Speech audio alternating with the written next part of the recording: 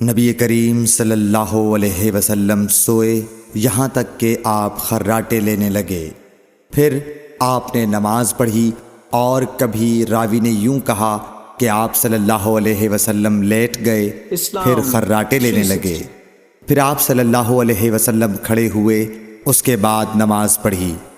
پھر سفیان نے ہم سے دوسری مرتبہ، ابن عباس رضی اللہ تعالی عنہ کہتے تھے کہ ایک مرتبہ میں نے اپنی خالہ ام المومنین حضرت میمونہ کے گھر رات گزاری تو میں نے دیکھا کہ رسول اللہ صلی اللہ علیہ وسلم رات کو اٹھے۔ جب تھوڑی رات باقی رہ گئی تو آپ صلی اللہ علیہ وسلم نے اٹھ کر ایک لٹکے ہوئے مشکیزے سے ہلکا سا وضو کیا۔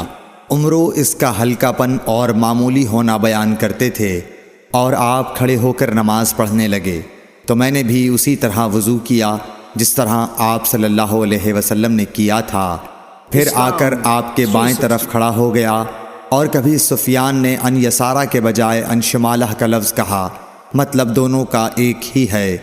پھر آپ صلی اللہ علیہ وسلم نے مجھے پھیر لیا اور اپنی داہنی جانب کر لیا، پھر نماز پڑھی جس قدر اللہ کو منظور تھا۔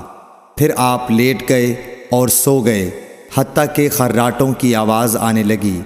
پھر آپ کی خدمت میں مؤذن حاضر ہوا اور اس نے آپ کو نماز کی اطلاع دی۔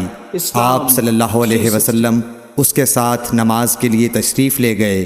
پھر آپ نے نماز پڑھی اور وضو نہیں کیا۔ سفیان کہتے ہیں کہ ہم نے عمرو سے کہا، کچھ لوگ کہتے ہیں کہ رسول اللہ صلی اللہ علیہ وسلم کی آنکھیں سوتی تھیں، دل نہیں سوتا تھا۔